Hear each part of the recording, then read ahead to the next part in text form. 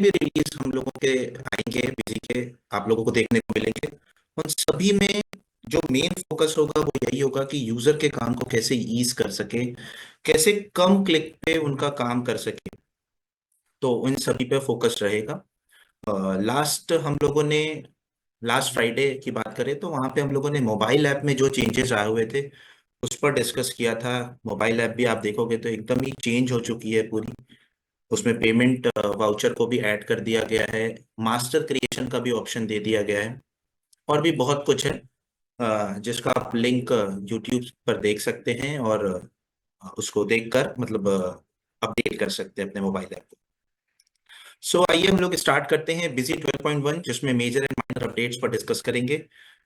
सबसे पहले major updates, साथ ही साथ प्रैक्टिकल भी चेक करते रहेंगे। एक टॉपिक पर डिस्कशन करेंगे और साथ ही साथ उसका प्रैक्टिकल देखेंगे, और लास्ट में जो भी आपके Q&A होंगे उसको टेकअप कर लेंगे। या कोई भी आपके फीडबैक्स होंगे तो आप Q&A में शेयर कर सकते हैं हमारे साथ। So let's start the session. BC 12.1, major and minor updates. So जो सबसे पहला मेजर चेंजेस हुए हैं 12.1 के अंदर जो आप लोगों को देखने को मिलेंगे, वो है यूजर का इंटरफेस थोड़ा इंट्रोड्यूस कर दिया गया, थोड़ा चेंज कर दिया गया है। आप लोगों ने भी पीछे नोटिस किया होगा कि बीच में भी एक यूजर इंटरफेस थोड़ा चेंज किया था, उसी को और इनहेंस किया गया है। फॉन्ट स्टाइल, फॉन्ट साइज को इंक्रीज किया गया है as per the feedback received from customer और पार्टनर्स। सो हम लोग इसको देख लेते हैं। इसी के साथ साथ एक और छोटा सा चेंजेस किया गया है जो कि काफी हेल्पफुल होगा यूजर्स के लिए, कि शॉर्टकट कीज की जो पैनल थी, जो राइट साइड में आप देखते थे बिजी में शॉर्टकट कीज के पैनल आते थे जिसमें कई सारे इंपॉर्टेंट शॉर्टकट लिखे होते थे, उसको क्लिकेबल कर दिया गया है। मतलब वहां पे एक बटन दे दिया गया है, जब आप क्लिक करेंगे तो वो आएगा, अदरवाइज वो हाइड रहेगा। इसका हम लोग यूज करेंगे आने वाले टाइम में रिपोर्ट्स वगैरह को थोड़ा वाइडली ओपन करने के लिए। तो इन सभी चीजों के लिए उस स्पेस को यूज करेंगे जिसकी वजह से ऐसा किया गया। तो आइए देखते हैं सबसे पहले कि यूजर इंटरफेस कैसा हो गया और शॉर्टकट कीज कैसे अब काम करेंगी। सो अभी आप देखेंगे कि जब भी आप अपनी कंपनी को ओपन करेंगे तो कुछ इस तरह से आपको कंपनीज शो होंगी। थोड़ा फॉन्ट स्टाइल को चेंज किया गया है, फॉन्ट साइज को इंक्रीज किया गया है जहां पे जरूरत थी। और कोई भी कंपनी आप ओपन करते हैं तो कुछ इस तरह से आपको शो होगा, जिसमें आप देख सकते हैं नीचे के साइड में बॉटम में आपको बिजी का लोगो, कुछ इंफॉर्मेशन शो होंगी जो कि पहले भी होती थी। लोगो बेसिकली इंट्रोड्यूस कर दिया गया है, बॉर्डर्स वगैरह को रिमूव कर दिया गया है, और भी इसको इनहेंस करते रहेंगे। तो ये कुछ यूजर इंटरफेस की बात हुई। बाकी अगर आप सेल वाउचर वगैरह ऐड करते हैं तो इसमें भी आप देखेंगे तो कुछ फॉन्ट स्टाइल, फॉन्ट साइज को इंक्रीज किया है, जिससे कि प्रॉपर विजिबिलिटी रहे और इजीली अपने जो यूजर्स हैं वो काम कर सके। राइट साइड में हम लोगों को एक शॉर्टकट पैनल दिखता था जो कि 12.0 तक शो हो रहा था। अभी इसको क्लिकेबल कर दिया गया है, कि जैसे ही आप इस पर क्लिक करेंगे आपको वो शॉर्टकट पैनल शो होगा। अगर नीड नहीं है तो आप इसको डिसेबल या हाइड कर सकते हैं। बेसिकली इसका यूज हम लोग आने वाले टाइम पे रिपोर्ट्स वगैरह को और वाइडर फॉर्म में खोलने के लिए इस स्पेस को यूज करेंगे। सो इसके लिए इसको कुछ इस तरह से क्लिकेबल फॉर्म में कर दिया गया, जिसको जरूरत है वो क्लिक करके यूज कर सकते हैं, जिसको नहीं है वो हाइड रख सकते हैं। तो ये दो मेजर चेंजेस थे, यूजर इंटरफेस और शॉर्टकट कीज। और भी मेजर चेंजेस पर डिस्कशन करते हैं। नेक्स्ट है profit and loss balance sheet schedule 3 format has been provided. ये काफी टाइम से फीडबैक में था कि बिजी के अंदर शेड्यूल 3 की balance sheet, profit and loss नहीं हो पाता, नहीं बन पाती। मतलब अपडेट हो गया था वो, शेड्यूल 6 को शेड्यूल 3 कर दिया गया था, तो वो अपडेटेड फॉर्म जो शेड्यूल 3 का था वो अवेलेबल नहीं था बिजी के अंदर, जो कि 12.1 के अंदर देखने को मिल जाएगा, जो कि सीएज एंड अकाउंटेंट्स के लिए काफी हेल्पफुल होगा। सो इसको भी देख लेते हैं। सो बेसिकली डिस्प्ले के अंदर मैं कॉन्फ़िगर कहाँ से करते हैं वो भी बताऊंगा। उससे पहले हम लोग एक बार बैलेंस शीट को ओपन करके देख लेते हैं। तो डिस्प्ले के अंदर फाइनल रिजल्ट, जैसे आप बैलेंस शीट नॉर्मल ओपन करते हैं, बैलेंस शीट सेलेक्ट करेंगे और यहाँ पे एक ऑप्शन आपको मिलेगा वर्टिकल कॉन्फ़िगरेबल का, जहाँ पे शेड्यूल 3, इसको ओपन करेंगे तो ये शेड्यूल 3 की बैलेंस शीट जिस फॉर्मेट में होनी चाहिए उस फॉर्मेट में बीजी के अंदर अभी अवेलेबल मिल जाएगी। अब रही बात इसको कॉन्फ़िगर करने के लिए, सो कॉन्फ़िगर करने के लिए एडमिनिस्ट्रेशन कॉन्फ़िगरेशन में फाइनल रिजल्ट कॉन्फ़िगरेशन का एक ऑप्शन मिलेगा, जहां से हम लोग already balance sheet profit and loss को कॉन्फ़िगर कर सकते हैं अपनी नीड के अकॉर्डिंग, अपने बिजनेस नीड के अकॉर्डिंग। सो यहाँ पे जब आप बैलेंस शीट में एक फॉर्मेट ऐड करेंगे, एग्जांपल के लिए मैंने एक फॉर्मेट ऐड किया, और जब आप इसको कॉन्फ़िगर करेंगे तो यहाँ पे आपके पास ऑप्शन आ जाएगा कि आपको स्टैंडर्ड फॉर्मेट में कॉन्फ़िगर करना है, शेड्यूल 6 में करना है, आईएफआरएस फॉर्मेट में करना है, या शेड्यूल 3 फॉर्मेट में करना है। तो ये फॉर्मेट बेसिकली शेड्यूल 3 जो हमारे पास नहीं था, जिसको अभी 12.1 के अंदर इंट्रोड्यूस कर दिया गया है। सेम ऐसे ही प्रॉफिट एंड लॉस में बात करेंगे तो वहां पे भी ये शो होगा, और इसी तरह से बैलेंस शीट के अंदर भी। अगर हम लोग प्रॉफिट एंड लॉस में भी बात करें, और जैसे ही आप कॉन्फ़िगर करेंगे तो लास्ट ऑप्शन आपको शेड्यूल 3 का शो होगा। जैसे ही आप इस पर क्लिक करेंगे डिफॉल्ट फॉर्मेट आपके सामने शो हो जाएगा। इसमें अगर कुछ भी आपको चेंजेस करने हैं तो आप अपने अकॉर्डिंग कर सकते हैं। तो ये एक बहुत इंपॉर्टेंट पॉइंट था, जो कि जिस भी बेसिकली प्राइवेट लिमिटेड कंपनीज या कंपनीज को बेसिकली शेड्यूल 3 की जरूरत पड़ती है, तो वो भी अभी बीजी के अंदर इंट्रोड्यूस कर दिया गया है। नेक्स्ट पॉइंट की बात करें, item wise profitability report now available across financial year. Busy के अंदर कई सारी रिपोर्ट्स ऐसी हैं जिसको हम लोग मल्टीपल फाइनेंशियल ईयर में देख सकते हैं, उसमें कोई भी फाइनेंशियल ईयर की रेस्ट्रिक्शन नहीं है। उसी बेसिस पर एक और रिपोर्ट को ऐड कर दिया गया है, आइटम वाइज प्रॉफिटेबिलिटी रिपोर्ट, जो कि एमआईएस के अंदर हम लोग को देखने को मिलती है। अगर हम लोग बिजी में चेक करें तो डिस्प्ले के अंदर एमआईएस रिपोर्ट में प्रॉफिटेबिलिटी रिपोर्ट का एक ऑप्शन आता है, जिसमें कई सारी मल्टीपल रिपोर्ट्स आती हैं। हम लोग अलग अलग पैरामीटर्स पे प्रॉफिट चेक कर सकते हैं। इसी में एक रिपोर्ट है आइटम वाइज प्रॉफिटेबिलिटी रिपोर्ट। इसको हम लोग अब मल्टीपल फाइनेंशियल में एक साथ एक ही क्लिक में ओपन कर सकते हैं। आप यहाँ पे किसी भी फाइनेंशियल ईयर की डेट डाल सकते हैं, और इसको जब आप ओपन करेंगे तो ये 1/4/2020 से 23/12/2024 तक ओपन हो जाएंगे। सो इस रिपोर्ट को, ऐसी कई सारी रिपोर्ट्स है पीसी के अंदर जिसको आप मल्टीपल फाइनेंशियल ईयर में एक ही क्लिक में देख सकते हैं। इसी बेसिस पर एक और रिपोर्ट्स को ऐड कर दिया गया, item wise profitability report. Next report की नेक्स्ट फीचर की बात करें, जो चेंजेस हुए हैं, मेजर चेंजेस हैं कि enhancement in invoice management system. जैसा कि आप लोगों को पता है कि रिसेंटली हम बीजी के अंदर इनवॉइस मैनेजमेंट सिस्टम का एक प्रोविजन आया था। बीजी पहला ऐसा सॉफ्टवेयर था जिसने इनवॉइस मैनेजमेंट सिस्टम का अपने सॉफ्टवेयर के अंदर ये प्रोविजन दिया, और अपने यूजर्स को सबसे पहले ये फैसिलिटी प्रोवाइड करी, जिससे उनका काम ईज हो सके। इसमें कुछ इनहेंसमेंट किए गए हैं। इनहेंसमेंट ये है, सबसे पहला इनहेंसमेंट जो है, provision to show filing date in IMS. जब स्टार्टिंग में लॉन्च हुआ था उस टाइम पे फाइलिंग डेट शो नहीं होती थी, कि ये वाला इनवॉइस किस डेट पर फाइल हुआ है। अच्छी चीज ये है कि ये पोर्टल पे भी आपको नहीं दिखेगा फाइलिंग डेट, लेकिन बिजी अपने यूजर्स के लिए ये प्रोविजन प्रोवाइड करता है आईएमएस के अंदर, कि आपको फाइलिंग डेट का ऑप्शन शो हो जाए। तो अभी हम लोग प्रैक्टिकल भी देखेंगे कि कैसे आपको फाइलिंग डेट भी शो हो रही है। नेक्स्ट इसमें जो प्रोविजन ऐड किया गया है वो है exclude next return period invoices.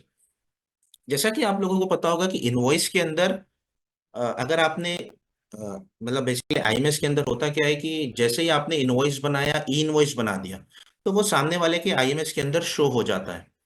तो जब आप रिकंसाइल करने का टाइम आता है, जब आप रिकंसाइल करते हैं, तो उस केस में क्या होता है, अगर हम लोग जनवरी का कर रहे हैं तो फैब के भी इनवॉइसेस वहां पे दिखने लगेंगे। तो इससे थोड़ी सी कंफ्यूजन हो जाती है यूजर्स के लिए। इसके लिए बिजी यूजर्स के लिए बिजी ने एक प्रोविजन दे दिया कि आप नेक्स्ट रिटर्न पीरियड इनवॉइसेस को एक्सक्लूड कर सकते हैं, जो कि आपको पोर्टल पे भी ये ऑप्शन नहीं मिलेगा। वहां पे आपको सारे इनवॉइसेस शो होंगे, आपको एक एक करके देख देख कर करना पड़ेगा। लेकिन बिजी अगर यूजर हैं, बिजी यूज करते हैं, तो आप इजीली उसको एक्सक्लूड कर सकते हैं। तो जनवरी, अगर आप जनवरी रिटर्न पीरियड सेलेक्ट किया हुआ है, तो फैब वगैरह के रिटर्न पीरियड, जो आगे वाले रिटर्न पीरियड है, उनके कोई भी इनवॉइसेस आपको शो नहीं होंगे। तो ये प्रोविजन भी एक बहुत अच्छा है जो कि आईएमएस के अंदर ऐड कर दिया गया है। नेक्स्ट है view IMS data according to section like B to B CDNR. Basically उसमें भी सेक्शन बना दिया गया है कि आपको बी टू बी इनवॉइसेस देखने हैं, डेबिट नोट देखना है, क्रेडिट नोट देखना है, ई कॉमर्स के इनवॉइसेस देखना है, तो आप उसमें बाइफरकेशन, फिल्ट्रेशन, ये फैसिलिटी भी प्रोवाइड कर दी गई है। और लास्ट जो इसके अंदर इन्हेंसमेंट किया गया है वो ये है कि आप कुछ अमाउंट तक के अगर डिफरेंसेस को इग्नोर करना चाहते हैं, बेसिकली क्या होता है कि कोई ऐसा इनवॉइस आया जिसमें 39 पैसा के आसपास की वैल्यू आ रही थी, आपने उसको राउंड ऑफ में ऐड कर दिया, तो वो डिफरेंस शो होगा।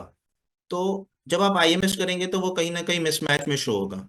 तो इसका भी प्रोविजन दे दिया गया है कि आप कुछ पैसे या कुछ अमाउंट तक अगर डिफरेंसेस होते हैं उसको इग्नोर करना चाहते हैं तो आप एक ही क्लिक में कर सकते हैं।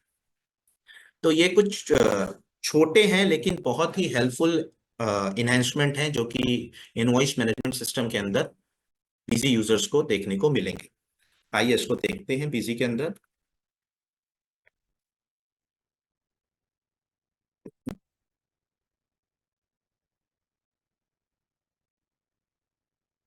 सो इनवॉइस मैनेजमेंट सिस्टम को यूज करने के लिए सिंपल आप जीएसटी मिसलेनियस यूटिलिटीज में डाउनलोड जीएसटीआर जेएसएन डेटा से आप आईएमएस डेटा को डाउनलोड करते हैं। यहाँ पे आपको डाउनलोड बटन का ऑप्शन दिया हुआ है, सिंपल क्लिक करके डाउनलोड कर सकते हैं।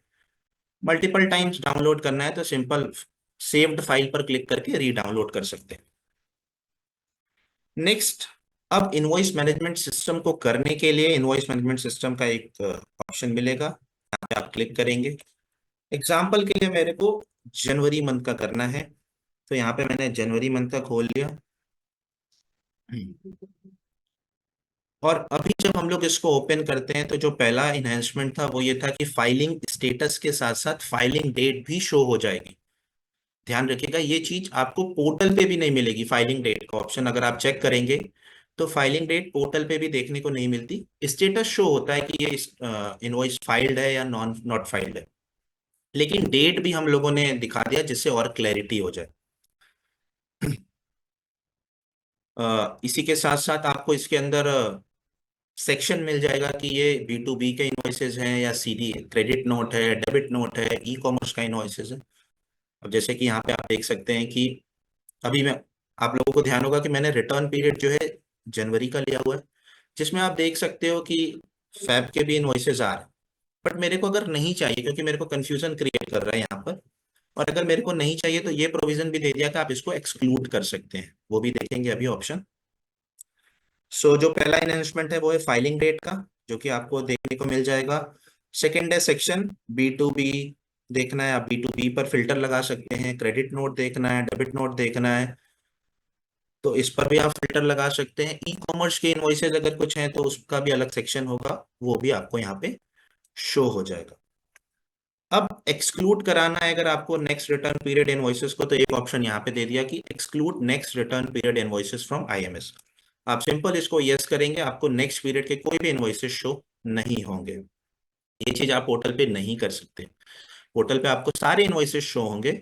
आपको ये ध्यान रखना पड़ेगा कि किसको आप क्लेम कर रहे हैं, किसको अभी आप पेंडिंग छोड़ रहे हैं, तो वो आपको वहां पे ध्यान रखना पड़ता है, लेकिन यहाँ पे आपको इजिली आप इसको मैनेज कर सकते हैं। और नेक्स्ट है ignore difference of amount up to rupees. अगर आपने यहाँ पे बता दिया कि 5 रुपए तक के कोई भी अगर इनवॉइस में मिसमैच है या 2 रुपए तक के कोई भी इनवॉइस में मिसमैच है तो उसको इग्नोर कर दे, तो वो इसको ऑलरेडी ऑटोमेटिकली इग्नोर कर देगा और वो इनवॉइस को मैच्ड में दिखाएगा, जिससे आप इजीली उसको क्लेम कर सकें। तो ये कुछ इनहेंसमेंट हुए हैं जो कि आप आईएमएस के अंदर देख सकते हैं। यहाँ पे आपको सेक्शन सेलेक्ट करने का ऑप्शन दे दिया। बेसिकली फिल्टर अगर आपको लगाना है, आपको बी टू बी के सारे इनवॉइसेज एक साथ मैचिंग करनी है या क्लेम करना है, तो सिंपल आप बी टू बी के इनवॉइसेज ओपन कर सकते हैं। क्रेडिट नोट ही देखना है आपको सिर्फ, तो आप क्रेडिट नोट चेक कर सकते हैं। डेबिट नोट देखना है, डेबिट नोट चेक कर सकते हैं। ई कॉमर्स के इनवॉइसेज देखना है तो ई कॉमर्स के इनवॉइसेज इस तरह से देख सकते हैं। तो ये कुछ छोटे छोटे चेंजेस किए गए, इनहेंसमेंट किए गए जो कि यूजर्स के लिए काफी हेल्पफुल होंगे। नेक्स्ट इनहेंसमेंट जो मेजर चेंजेस के अंदर हुआ है, enable to sign the documents if DSC has expired. होता क्या था कि अगर आपके डिजिटल सिग्नेचर का सर्टिफिकेट एक्सपायर हो गया है तो अगर आपने बिजी से कोई भी इनवॉइस या कोई भी डॉक्यूमेंट्स को सिग्नेचर किया तो वो सिग्नेचर हो जाता था। लेकिन अभी इस चीज को रोक दिया गया है कि अगर आपका सिग्नेचर एक्सपायर सर्टिफिकेट एक्सपायर हो गया है तो आप बिजी से भी उसको नहीं कर सकते, क्योंकि ये कहीं ना कहीं लीगली गलत हो जाएगा। तो इसके लिए इस चीज को भी रिस्ट्रिक्ट कर दिया गया है कि अब यूजर जो है साइन नहीं कर पाएंगे डॉक्यूमेंट्स अगर उनका डीएससी सर्टिफिकेट एक्सपायर है तो। अब कुछ माइनर चेंजेस की बात करते हैं। ये तो थे मेजर चेंजेस जिसमें आपने यूजर के इंटरफेस को देखा, शॉर्टकट पैनल कैसे आप इनेबल डिसेबल कर सकते हैं। आईएमएस के अंदर बहुत बड़े चेंजेस को आपने देखा, जो कि काफी यूजर्स के वर्क को ईज करेगा। डीएससी सिग्नेचर का अगर सर्टिफिकेट एक्सपायर है तो वो साइन नहीं कर सकता। ऐसे ही अब कुछ माइनर चेंजेस की बात करते हैं, जिसमें सबसे पहला है now make changes in BSR code while doing payments of TDS. होता क्या था कि जब भी हम लोग पेमेंट टीडीएस की पेमेंट करते थे बिजी से, तो बीएसआर कोड पहले फिक्स हो जाता था। लेकिन अभी उसको इनेबल कर दिया गया है, आप चाहो तो उसको चेंज कर सकते हैं। एग्जाम्पल के लिए मैं एक पेमेंट एंट्री करके दिखाता हूँ।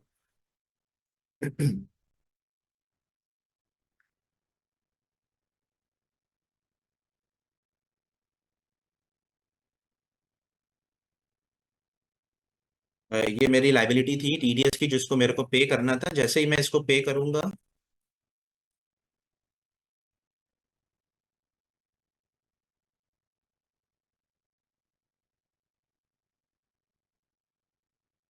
ये रेफरेंस आ गया, पेंडिंग रेफरेंस।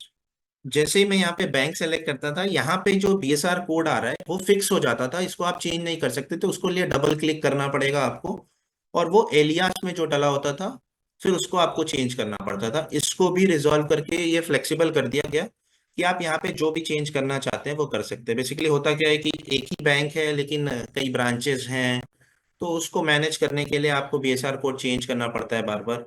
तो वो आप इजीली उसको मैनेज कर सकते हैं। ये भी एज पर द फीडबैक ये हम लोगों को रिसीव हुआ था, जिसकी वजह से हम लोगों ने ये 12.1 के अंदर चेंज कर दिया गया है कि अब आप बीएसआर कोड जब आप टीडीएस की पेमेंट कर रहे हैं तो उसको आप चेंज कर पाएंगे।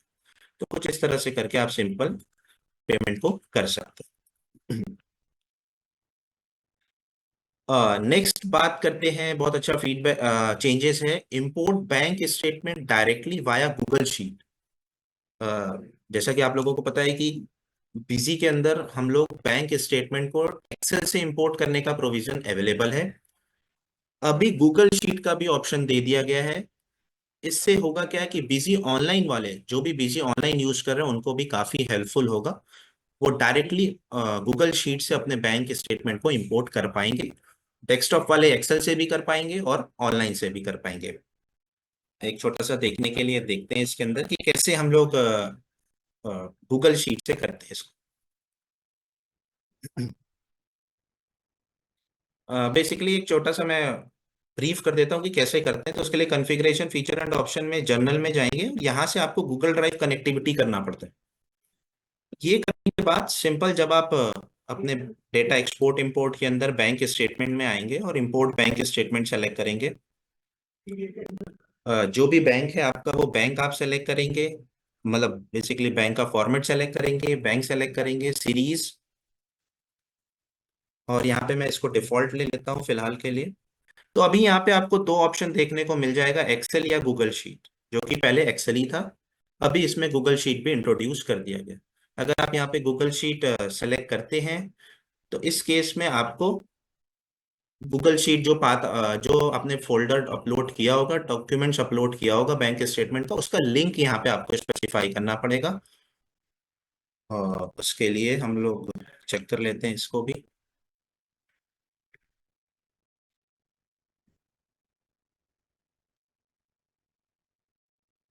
बेसिकली एक पर्टिकुलर फोल्डर के अंदर आपको अपलोड करना पड़ेगा चीज़ों को, जितने भी डॉक्यूमेंट्स अगर आप इंपोर्ट कराना चाहते हैं। सो उसके लिए बिजी इमेजेस करके एक फोल्डर है। बिजी इमेजेस एंड डॉक्यूमेंट्स के अंदर इंपोर्ट फाइल्स, इंपोर्ट फाइल के अंदर जिस कंपनी कोड के साथ आपने कनेक्टिविटी गूगल ड्राइव की कर रखी है, एग्जांपल के लिए मैंने कॉम 2 के साथ कर रखा है, इसके लिए कॉम 2। और ये इंपोर्ट शीट जो कि मेरा बैंक स्टेटमेंट है जिसको मैंने यहाँ पे अपलोड कर रखा है। आप चाहे तो यहाँ से क्लिक करके उसकी लिंक ले सकते हैं, या आपने लिंक कॉपी कर लिया। अब बिजी में यहाँ पे सिंपल आपको इसको पेस्ट करना है, और जैसे ही लोड फ्रॉम शीट करेंगे वो वहां से सारी शीट्स को मैं इस एंडिंग रो भी बता देता हूँ। जैसे ही आप करेंगे आपके इंटरनेट कनेक्टिविटी के ऊपर वो सारी डिटेल्स को फेच करके आपके गूगल शीट से लेकर आएगा। जैसा कि आप देख सकते हैं यहाँ पे सारी डिटेल्स आ गई, क्या विड्रॉल था, क्या डिपॉजिट था, ये सब कुछ यहाँ पे शो हो जाएगा। और जैसे ही आप इसको सेव करेंगे वो सारी इंफॉर्मेशन आपकी सेव हो जाएगी। तो ये एक बेटर इन्हेंसमेंट कर दिया गया है कि अब आप बैंक स्टेटमेंट को एक्सेल के साथ साथ गूगल शीट से भी इंपोर्ट कर सकते हैं। बीजी डेस्कटॉप वाले एक्सेल से और ऑनलाइन गूगल शीट दोनों से कर सकते हैं। ये बहुत अच्छा हो गया कि ऑनलाइन वाले भी अब बैंक स्टेटमेंट को इंपोर्ट कर सकते हैं गूगल शीट से। सो अब आप जब भी चेक करेंगे उस अकाउंट को, सो यहाँ पर आप देखेंगे तो वो सारी एंट्रीज यहाँ पर शो हो जाएंगी।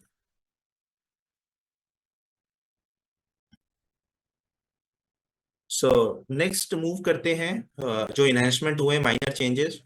Importing bank statement with a single debit और क्रेडिट कॉलम। आप लोगों को पता होगा कि बीजी के अंदर बैंक स्टेटमेंट इंपोर्ट करते हैं, जो कि अभी हम लोगों ने करके देखा।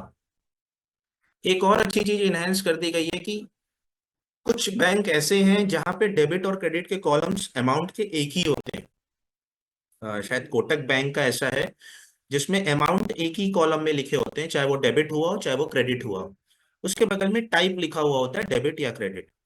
उसको भी बीसी के अंदर इंट्रोड्यूस कर दिया गया है कि अगर सिंगल कॉलम है अमाउंट का, या डेबिट और क्रेडिट का सिंगल कॉलम है, तो आप बीसी के अंदर उसको भी इंपोर्ट कर सकते हैं।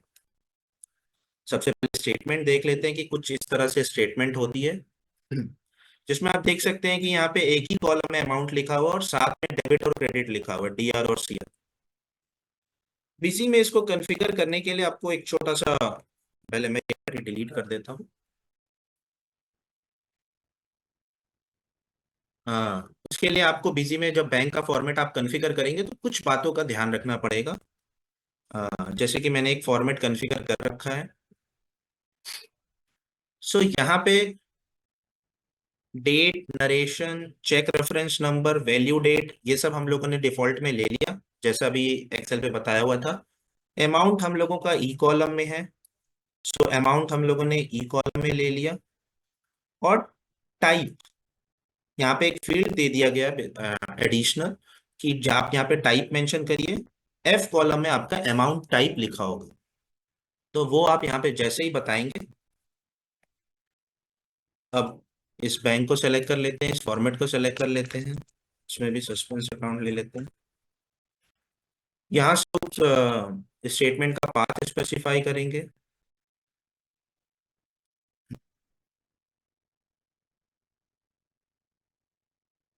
और और जैसे ही लोड करेंगे वैसे ही सारी इंफॉर्मेशन वहां से पिक होकर आ जाएगी। अब देखते हैं कैसे आएगी। सो अभी आप यहाँ पे देख सकते हो कि ये सारे डेबिट वाले हो गए, एक ही कॉलम में आ गया। क्रेडिट वाला होगा तो वो क्रेडिट वाले सीआर के साथ आ गए, यहाँ पर आप देख सकते हैं। और जैसे इसको आप सेव करेंगे ऑटोमेटिकली आपकी एंट्रीज पेमेंट या रिसीट में उसके बेसिस पर पोस्ट हो जाएगी। तो ये दो एंट्री ऐसी थी जो क्रेडिट थी, वो क्रेडिट में ऑटोमेटिकली पोस्ट हो गई बेसिकली रिसीट में।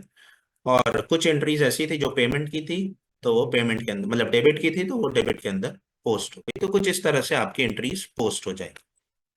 सो अभी आपका बैंक स्टेटमेंट अगर सिंगल कॉलम है जिसमें डेबिट और क्रेडिट का एक ही अमाउंट में कॉलम आता है, एक ही कॉलम में अमाउंट आता है, तो आप उसको भी बिजी के अंदर इंपोर्ट कर सकते हैं। सो ये भी एक बहुत अच्छा इन्हेंसमेंट है। बहुत सारे ऐसे यूजर्स हैं जिनको ये उनके फीडबैक्स थे कि हमारे बैंक्स में तो एक ही कॉलम्स होते हैं, तो अभी आप इसको भी इंपोर्ट करा सकते हैं। नेक्स्ट है parameter 4 and 5 are now available while configuring the BCN. आप लोगों को पता होगा कि रिसेंटली पैरामीटर्स की लिमिट को हम लोगों ने इंक्रीज किया था। बेसिकली पहले हमारे पास 3 पैरामीटर होते थे, जिसको हम लोगों ने 5 पैरामीटर तक कर दिया गया था। तो उसकी फील्ड्स भी है, जब भी आप बारकोड्स वगैरह को डिजाइन करते हैं तो वहां पर भी इनेबल कर दी गई है।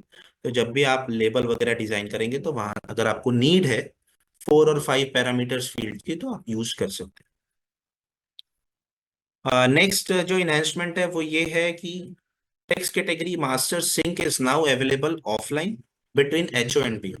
जब हेड ऑफिस ब्रांच ऑफिस का कॉन्सेप्ट को यूज कर रहा है, उस केस में टेक्स्ट कैटेगरी भी आप ऑफलाइन सिंक कर सकते हैं, जो कि पहले ऑप्शन नहीं था। अभी टेक्स्ट कैटेगरी अगर आपने एचओ में बनाई हुई है तो वो बीओ में भी ऑटोमेटिकली सिंक हो जाएगी।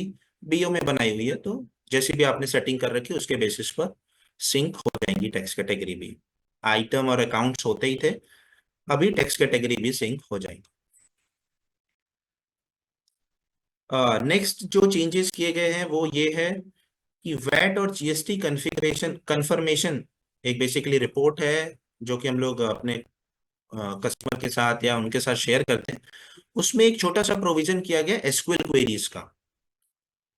मैं समझा देता हूँ इसको। जब भी हम लोग वैट और जीएसटी कंफर्मेशन की रिपोर्ट्स को डिजाइन करते हैं, बेसिकली लेटर टेक्स्ट कॉन्फ़िगरेशन के अंदर वो ऑप्शन आता है कंफर्मेशन ऑफ जीएसटी का। तो जब हम लोग यहाँ पे बेसिकली डिजाइन करते हैं तो यहाँ पे हमारे पास एसक्यूएल क्वेरी से डेटा फील्ड पिक कराने का कोई ऑप्शन नहीं था, जो कि इंट्रोड्यूस कर दिया गया है। बहुत सारे लोगों को कुछ ऐसा डेटा पिक करके ले आना है होता था जिस जो कि फील्ड्स में अवेलेबल नहीं होता था, तो उसके लिए वो एसक्यूएल क्वेरी का यूज करते थे। सो अभी आप फील्ड्स अवेलेबल में जाएंगे तो यहाँ पे एसक्यूएल क्वेरी का ऑप्शन मिल जाएगा। जैसा कि आप document design, barcode printing, barcode label design में देखते हैं, सेम वैसे ही वो यहाँ पर भी आपको मिल जाएगा। नेक्स्ट ऑप्शन है जो एक अच्छा इंट्रोड्यूस किया है, user can now delete rows with delete और F9 button during voucher during data entry. Basically आप लोगों को पता होगा कि बीजी के अंदर अगर कोई रो को हाइड करना है, या एग्जांपल के लिए मैं एक सेल वाउचर ऐड करता हूँ।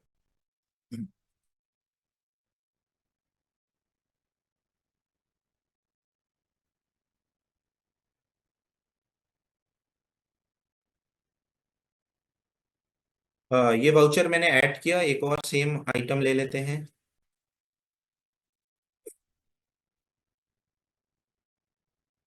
सो अभी अगर मेरे को कोई रो हाइड करना है तो मेरे पास सिंपल सा ऑप्शन होता था F9, जो कि आप देखेंगे तो बॉटम में मेंशन भी होता है।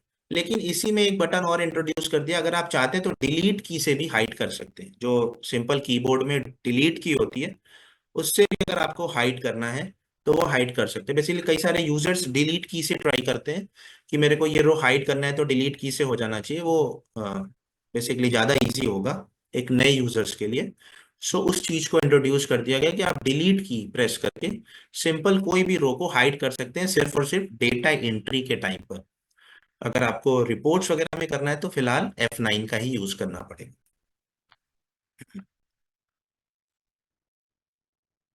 नेक्स्ट एक इंस्ट्रूमेंट टाइप को इंट्रोड्यूस कर दिया गया, ट्रेड्स। पेमेंट और रिसीट वाउचर जब हम लोग करते हैं तो वहाँ पे एक इंस्ट्रूमेंट नंबर और इंस्ट्रूमेंट टाइप का ऑप्शन आता है, जहाँ पे हम एनईएफटी, आरटीजीएस ये सभी चीज़ों को सेलेक्ट करते हैं। इसी में एक और इंस्ट्रूमेंट टाइप को ऐड कर दिया गया, ट्रेड्स। रिसेंटली गवर्नमेंट ने ही एक फीचर इंट्रोड्यूस, बेसिकली एक फैसिलिटी इंट्रोड्यूस करी है पोर्टल पे, जो कि एमएसएमईज वालों के लिए है, जिनके पास उद्यम रजिस्ट्रेशन और एमएसएमई का रजिस्ट्रेशन है। उनके लिए है कि वो अपने बिल को, जो इन्होंने सेल किया हुआ है, जो कि 45 डेज क्रेडिट लिमिट पर है या 90 डेज क्रेडिट लिमिट पर है, वो चाहे तो इमीडिएट उसको डिस्काउंट करा सकते हैं। तो इसका नाम ही है ये ट्रेड रिसीवेबल डिस्काउंटिंग सिस्टम। तो वहाँ पे जो भी बैंक्स होंगे या जो भी फाइनेंशियल इंस्टीट्यूशन होंगी जो ये फैसिलिटी प्रोवाइड करेंगी, वो कुछ 2-3%, 4-5% अपना कमीशन या जो भी चार्जेस होंगे वो डिडक्ट करने के बाद आपको पेमेंट कर सकती हैं। तो इससे रिलेटेड अगर कोई भी ट्रांजेक्शन आप करते हैं तो आप इंस्ट्रूमेंट टाइप में ट्रेड्स इंट्रोड्यूस कर दिया गया है, जिसको आप सेलेक्ट कर सकते हैं। इससे रिलेटेड बहुत जल्द आपको एक रिपोर्ट भी देखने को मिलेगी, जो कि आने वाले टाइम पे आपके बीसी के अंदर शो होंगी। सो ये सिंपल है, जब भी आप पेमेंट या रिसीट करते हैं बिजी में,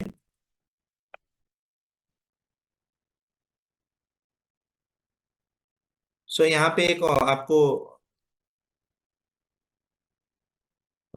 नया इंस्ट्रूमेंट टाइप देखने को मिलेगा, ट्रेड्स। बेसिकली एक फैसिलिटी है जो कि गवर्नमेंट के थ्रू प्रोवाइड की गई है अपने बिल को डिस्काउंट कराने के लिए और वर्किंग कैपिटल को मैनेज करने के लिए। बेसिकली आप इमीडिएट वहां से पैसा ले सकते हैं। मतलब एक फैसिलिटी है, इसके कई सारे क्लॉज और कई सारी डिटेल्स इसके अंदर है जिसको आप देख सकते हैं गूगल पे।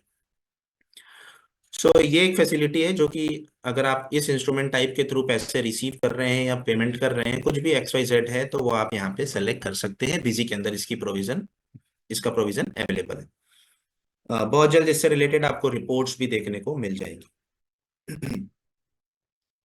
Next is single entry mode is now the default for payment receipt in new company. जब भी आप बिजी के अंदर नई कंपनी क्रिएट करेंगे तो आपको single entry system mode show होगा पेमेंट और रिसीट वाउचर के अंदर।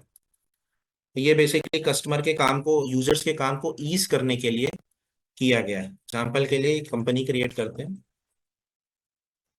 सो जब भी यहाँ पे एक आप कंपनी फ्रेश क्रिएट करेंगे 12.1 ऑनवर्ड्स, तो अभी हम लोग जो देख रहे थे वो डबल अकाउंटिंग सिस्टम देख रहे थे, जहाँ पे आपको डेबिट और क्रेडिट दोनों ही सेलेक्ट करना पड़ता है।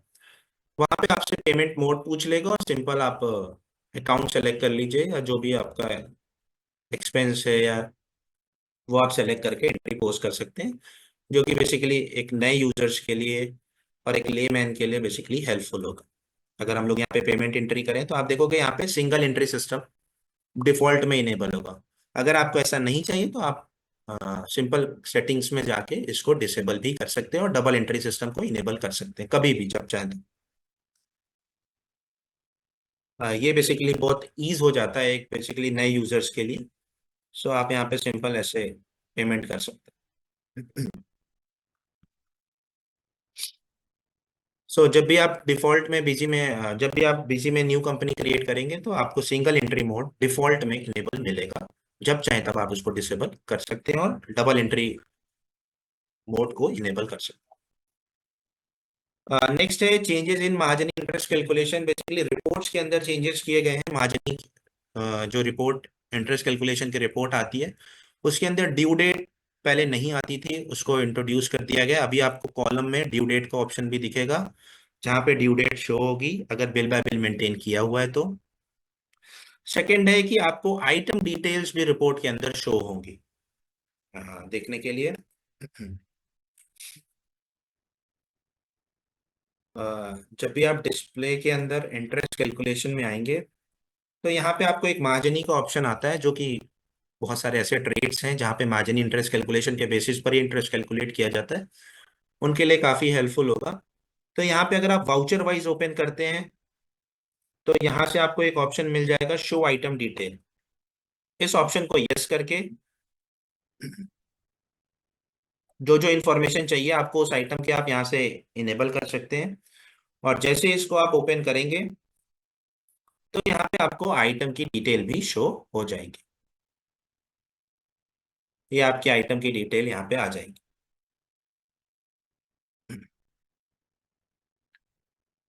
एक ये चेंजेस था। नेक्स्ट अगर आप रेफरेंस वाइज देखेंगे, बिल रेफरेंस वाइज, तो यहाँ पर आपको ड्यू डेट का ऑप्शन देखने को मिल जाएगा। यहाँ पे आपको ड्यू डेट का कॉलम आ जाएगा। मैं एक बार इनेबल कर लेता हूँ ड्यू डेट।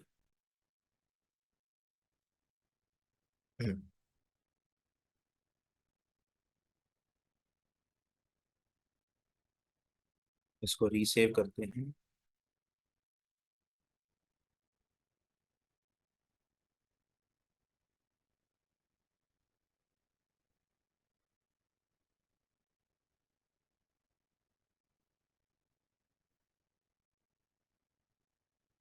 वापिस रीओपन करते हैं एक बार। या वो लेवल एडवोकेट, एक मिनट।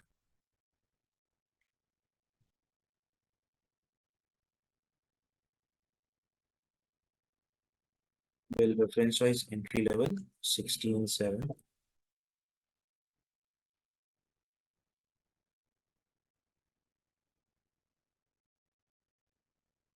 सो यहाँ पर आप देखेंगे तो ये क्रेडिट का साइड हो गया, ये डेबिट का साइड हो गया, जहाँ पे आपको ड्यू डेट का ऑप्शन भी शो हो जाएगा। बेसिकली कॉलम तो था बट वैल्यू नहीं आती थी, जो कि अभी 12.1 ऑनवर्ड्स आपको मिल जाएगी, कि जो भी इस रिपोर्ट को यूज करते हैं इंटरेस्ट कैलकुलेशन के लिए, वहां पे ड्यू डेट भी उनके लिए हेल्पफुल हो जाए। तो इसमें दो चेंजेस हैं, कि एक रिपोर्ट है जहाँ पे आप आइटम की डिटेल भी देखना चाहते हैं तो देख सकते हैं। सेकंड है कि अगर आपको ड्यू डेट भी देखना है तो आप उस रिपोर्ट्स में डिफॉल्ट में आ जाएंगी, जो कि आप चेक कर सकते हैं। Spaces and tabs in GSTIN are removed when saving configuration. कई बार प्रॉब्लम्स क्रिएट हो जाती है जब भी हम लोग बीसी में कंपनी क्रिएट करते हैं, तो एक एक्स्ट्रा स्पेस लग गया, या टैब्स वगैरह का यूज कर लिया, जिससे जंक जंक बन जाता है, वो जंक कैरेक्टर हो जाते हैं। तो बीजी डिफॉल्ट में जैसे ही आप उसको सेव करेंगे, ऑटोमेटिकली वो जंक कैरेक्टर को रिमूव कर देगा, जिससे कोई प्रॉब्लम नहीं होगी, खासकर जीएसटीआईएन के केस में। जहां जहां आप जीएसटीआईएन डालेंगे, अगर वहां पे कोई एक्स्ट्रा स्पेस या टैब्स का यूज किया होगा जो कि जंक हो गया होगा, उसको जैसे ही आप सेव करेंगे ऑटोमेटिकली वो रिमूव हो जाएगा। Day end closing report now includes bank OD group of accounts. Basically हाल ही में हम लोगों ने एक रिपोर्ट बीसी के अंदर इंट्रोड्यूस करी थी, डे एंड रिपोर्ट की, जिसमें आप डे एंड पर देख सकते हैं कि बैंक में बैंक की कितना बैलेंस है, कैश का कितना बैलेंस, उसमें टोटल आप देख सकते हो, पार्टी से कितना बैलेंस वहां पे आप देख सकते हैं, अदर कुछ ऐसा है तो देख सकते हैं। इसी के अंदर एक इंट्रोड्यूस कर दिया account bank OD group of accounts, कि अगर कोई भी बैंक ओडी ग्रुप का होगा वो भी वहां पे आपको शो हो जाएगा। सिंपल अगर हम लोग इसमें चेक करें, सो ये रिपोर्ट आपको एमआईएस के अंदर देखने को मिलेगी, जो कि डे एंड रिपोर्ट के अंदर। समरी चेक कर लेते हैं।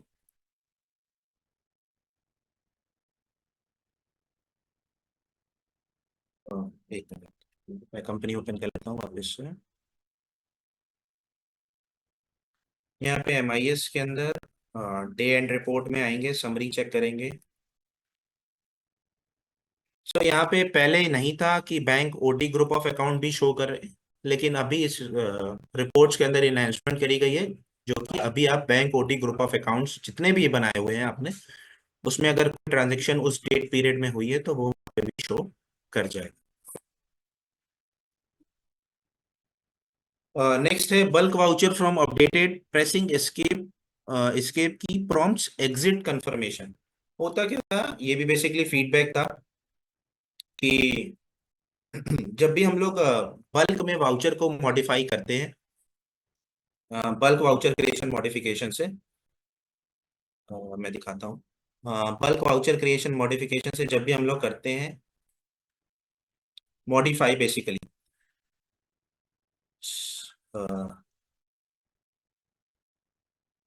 सो यहाँ पे वाउचर सारे लोड हो गए। अब पहले क्या होता था कि जैसे ही मैं एस्केप की प्रेस करूंगा वो इमीडिएट बैक हो जाता था, कोई कंफर्मेशन मैसेज नहीं आता था, जो कि बाय मिस्टेक हो जाता था, कभी कभी एस्केप की प्रेस हो गया, जिससे पूरी मेहनत वेस्ट हो जाती थी, और टाइम भी, अगर कई सारे वाउचर्स है तो थोड़ा टाइम भी लेता है वो लोड होने में।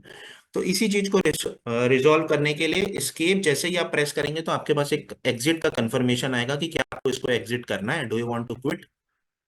आप यस नो करके उसको कमांड दे सकते।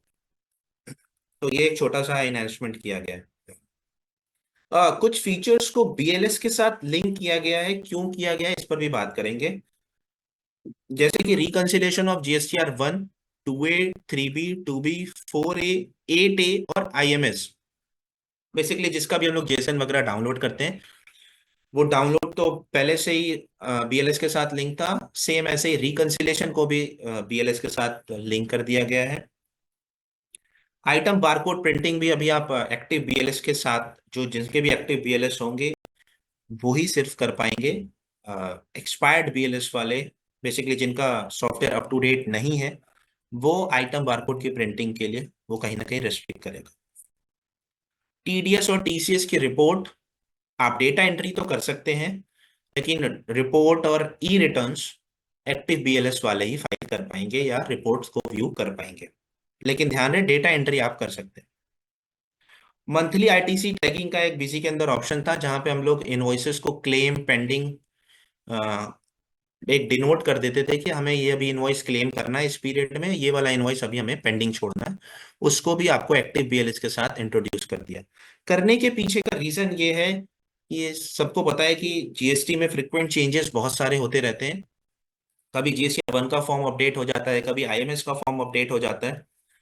तो इसी चीज को रेक्टिफाई करने के लिए बेसिकली वहां पे फॉर्म अपडेट हुआ, बीसी में भी अपडेट हो गया, लेकिन अगर आप लोअर वर्जन यूज कर रहे हो और आपका बीएलएस एक्टिव नहीं है तो आपको वो फैसिलिटी नहीं मिल पाएगी।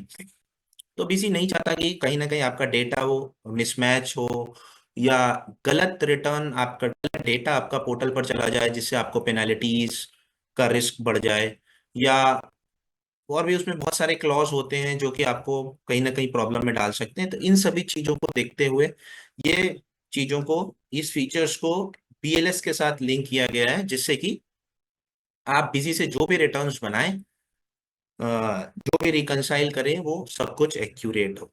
बस इस पर्पस के लिए कुछ फीचर्स को बीएलएस के साथ लिंक कर दिया गया।